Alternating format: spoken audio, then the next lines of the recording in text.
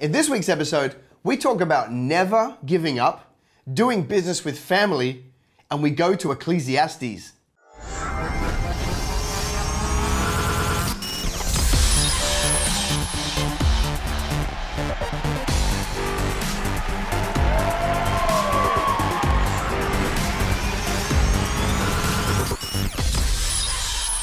Hi and welcome to episode 44 of Business Greenhouse TV. Just back after 5 weeks of traveling around the country with our clients, which was excellent. So I took a day off today, but I've snuck into the office now just to whip this one out for you. And interesting show today. We're going to be doing 2 private questions. These are questions that are quite sensitive. So they've come through via private message, so I'm going to be answering those. And I also want to remind you that on the 1st of June, Thursday this week, I'm going to be starting Proverbs for Business. I'm going to go on Facebook Live every single morning all the way through the month of June, and we're going to take one chapter of Proverbs every single morning. I'm going to take something from it and put it in a business setting. All right, so Proverbs 1 on June 1, Proverbs 2, June 2. We're going to work all the way through the month every single morning. That's 7 a.m. Queensland, New South Wales time, 5 a.m. Perth, 6:30 South Australia. So I'm just hoping you'll jump on with me. And if you like our page, you'll get a notification. It's at your time that we're live, and you can come and watch with me and join with me. And we're just going to do Proverbs for Business all the way through the month, which is going to be super, super fun. All right, let's get into today's show. I'm coming up to 3 years since starting my business, and I'm not profitable. When do you know to give up or keep going? So this is a great question, and I took it because, it's indicative of a question that I get all the time. I've been building my business. How do I know when to quit or when to keep going? I actually have no other context with this person, so I'm just going to answer this quite broadly, based on the information that I've got. As soon as I hear that, I've been going for 3 years, I'm like, great, you're just getting started. It takes 7, 8, 9, 10 years to build anything fantastic. 3 years, if you look at it this way, when you finish school, you go and study something, you've got 4 years of university, and then when you come out, you start, at the bottom of the rung, or an apprenticeship. When you start your apprenticeship, how much money do you earn straight in your first year of apprenticeship? Like hardly any. It takes 4 years before you actually get to, trained up, ready to go out and start earning a little bit of money. I feel like year 3 in business is a bit like that. I just don't think we want to be expecting, too much, because it takes a long time. There are so many massive name businesses on the planet right now that weren't profitable in year 3. So I think we've got to bear that in mind. To me, I'm like, yeah, great, you've been doing it for 3 years. Like, let's do another 3, and start to build the profitability. Some businesses are profitable in year 1 and some take a little bit longer. So I just don't think the 3-year mark is enough time to look back and go, I'm going to quit this thing. So that's one way to look at it. But then I also go to, okay, but what about us as individuals? I'd have to look at like a time audit of how we invest our day. Because like, if you're not profitable in 3 years, but your day consists of, getting up late, going to have a surf, meeting your friends at the coffee shop, 15 minutes of work, one little call, and then at night time, you're out with your friends, and at weekends, you're going on holidays to Fiji, then of course, it doesn't matter if it's 3 years or 30 years, you're never going to be profitable because there's no human discipline enough to do the work, all right? So 3 years doesn't bother me. If it takes longer, that's fine. But the way that you shorten the journey is you work really, really hard. Every single minute, you've got to be accountable for producing results. So make those calls, get up earlier, do the thing, do the work until late at night. Like that's the biggest leverage factor in all of this, It doesn't matter what anybody else is doing. If you decide to make every minute matter and you grind out and you're doing the work, the business will build.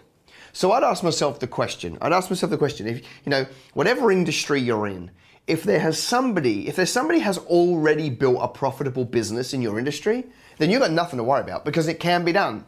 Now, it doesn't mean that if it hasn't been done, it can't be done. But if it has been done, then really the only difference between them and you is your work ethic. And that's the bit that you can control 100%. So how do you know when to quit and when to keep going? You keep going. You keep going. Like, if you're called to business, you're going to do it between today, however old you are, and the time you take your last breath before you go on to glory. You've got all that time. Don't make a decision based on 1, 2, 3 years. Do it and stick to it, and maybe change the current business model. Bring in some other products. Get rid of some products. Pivot completely and go to new businesses, whatever. But you can't stop business. When you're called to business, that's what you're called to do, from the day you're called until the day you go home to glory. You do business. You're a business person. So you can't just quit and stop and just change it. If you're pushing really, really hard, you're doing what I'm saying, getting smarter, learning products, getting out there, hustling like mad. If you're doing that and it's not working, that's feedback from the audience that something's wrong. Find out what's wrong, fix it, change, move. The best businesses didn't finish how they were started in the founder's mind. I know Business Greenhouse doesn't look like exactly how I had it in my mind, because we're always taking information, taking feedback, changing, pivoting, bringing new things in, always adjusting. And that's what I'd want from you. If you're 3 years in, you don't quit. You never quit. You just take feedback, slightly change, maybe make a major change, or maybe make a small change, or a series of small changes, but you do it anyway. Grind the work. Keep your eyes on the prize. It's going to take at least another 3 or 4 before you end up with something significant at the end of the day. In a few weeks, I am starting a new business with a business partner. My new business partner is family. Am I making a huge mistake? Business with family is interesting. No, I don't think you're making a huge mistake. I don't go by the rule of never mix business with family. I think that's madness. Some of the greatest dynasties in the world have been generational. Brothers or family members in that regard, father-son teams, and they're some of the greatest businesses. Now, so you can't just throw everything out and say, no, you shouldn't do business with family. I would say that if you're going to abdicate all responsibility, then don't do business with family. I personally think that family business can be very, very, very well done. But the things to bear in mind are boundaries. One of the biggest issues with family business is they can never talk about anything else except the business. And so what happened, no one wants to go to the barbecue on the weekend, and no one wants to hang out with little Gracie's first birthday, because it just ends up being a talk about business. So you've got to have those boundaries where you have that time and the understanding where everybody goes, you know what, we just don't talk about it on these occasions, okay? And when somebody brings it up, they get a clip around the ear and everybody moves on and talks about something else. So you've got to have those clear boundaries. The second thing I would have, because I'm starting a business that I intend to be a legacy, which my kids are hopefully going to take on. So I'm not anti this whole business with family thing, but I think you want to have very, very, very, very, very, very watertight expectations listed from both parties or multiple parties. So, for example, if I was going to start a business with family, I would give each other lots and lots of outs in the contract, meaning that at this point, one of us can leave. At this point, one of us can leave. At this point, one of us can leave.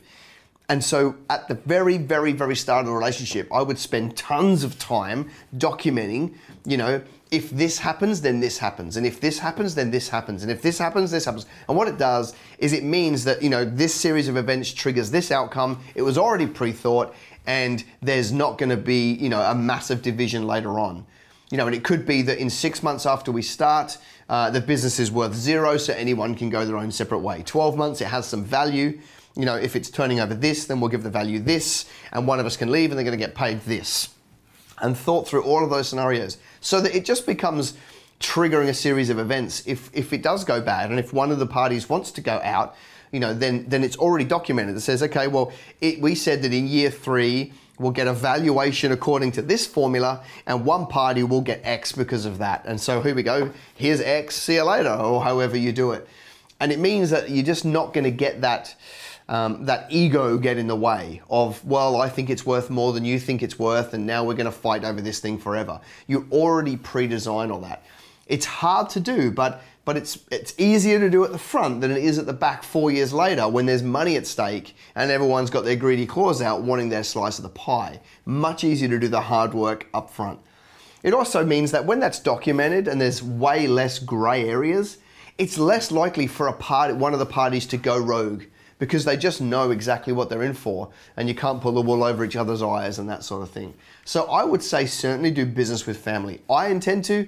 I think that, you know, some of the greatest businesses that I've looked up to over the years have been family businesses, either father, sons, or whatever the makeup is, and they are absolutely wonderful. And, you know, we've coached hundreds of family businesses, and the dynamic is wonderful. I mean, they love each other, they get to work together every day, they get to see each other and hang out, and that is a very, very rich work environment that we should support, but only if we're going to take the time to document it well. Let's go to Word of the Week. This week we're going to do something very, very different. We're going to Ecclesiastes. Yes, a very interesting book of the Bible, you know, like I find it to be incredibly refreshing to, you know, like it's just the truth in many cases. It just cuts through all of the stuff and just tells you exactly how it is. And some of it's a bit out there, but some of it's really, really cool. Today we're going to go to Ecclesiastes 11:4, and it goes a little bit like this. Whoever watches the wind will not plant. Whoever looks at the clouds will not reap. So here's the thing, right? Here's the thing. It's a bit like this. Those people that just end up spending all their time looking at external circumstances never actually do the work in front of them that is required to build a business, to reap a harvest. Okay, they're never doing the sowing, which means they'll never do the reaping because they're so bothered about clouds and wind and rain and all those sort of things. So how do we put that in a current setting? I meet so many business people who are like, oh, the economy's going to go bad, or there's no, like, Sydney house prices are through the roof, or West Australian mining is down before everyone's going broke. And they have these broad brush sweeping statements that validate their reason for not doing so well. It's madness. It is madness, you know, because for everything that goes on in the world, there's another reverse opportunity that's opened up. It just depends how you view these things. But where's your focus? Where's your attention? Are you focused on this oil price and this thing that's going to happen over in England and Brexit and Donald Trump and all these external things, which means as long as you're focusing on them, you're not sowing, you're not reaping, you're not marketing, you're not building a business. If you're focused on all this stuff, you just won't do the work in front of you. See, for me, I'm not bothered. The macro economy can fall apart, couldn't care less. You know, our prime minister gets kicked out, another one comes in, couldn't care less. You know, I care about them as political issues, but I don't care about them for my business building objectives. All of that can change. I'm still going to do the work that's required to build my business in spite of whatever is happening around. I'm not thrown off by the macro. I just want to work on the micro issues at hand and move everything forward. And I think too many people get distracted, you know, and maybe the device is part of the issue because you spend too much time consuming Facebook threads or Instagram threads of all the rubbish that's going on in the world. Forget about it. Just put your head down, do the work, build the business, you know, employ the staff, train the staff, get the sales, do the marketing, build better products. Just do that bit. And then you'll come back one day and you have a massive business to be able to reap from. But too many people are focused on all this other stuff that goes on around the world and around their little world. And all of those are distractions from stopping you doing it. For me, I maybe pay attention to a lot of macro because it's good to be informed, but I never let it throw me off what's going to happen. You know, if Sydney prices crash next week, great, everything's going to go well for me. You know, if the mining boom kicks in West Australia, great, everything's going to go well for me. If it falls over again, everything's going to go well for me. There's just too many opportunities. There are too many opportunities, and it all depends how you see the world. And you know, there's a massive movement right now of people saying, well, it's unfair, there's a housing crisis. And there is a housing crisis. That thing is real and it's legit and it's hard to get into the market. Sydney, Melbourne, $1 million median house price. They're all real. And everyone's saying it was so much easier when our parents were young. And it was. They're all true things. But I look at it and I go, yeah, but there's also just as many opportunities now that were never around. You know, like, yes, it's more expensive compared to wages to buy a house compared to 20 years ago. But right now you could start an eBay account and start flipping products and making an extra $1,000 a month in 1 hour, 1 hour a week. And that money supplements your income to be able to buy a house. That wasn't available all that time ago. So for everything that's hard, there's also a huge amount of opportunity. It just depends how you see it. And will you just do the work, forget about the rhetoric that takes place out here, and just do whatever you need to do for you to achieve your goals. Hope that was valuable to you. I'll see you for Proverbs for Business every morning, Facebook Live, taking one chapter of Proverbs and making it relevant to business. I really hope you can join me. It'd be great to have you along. I'll see you next week. Bye for now.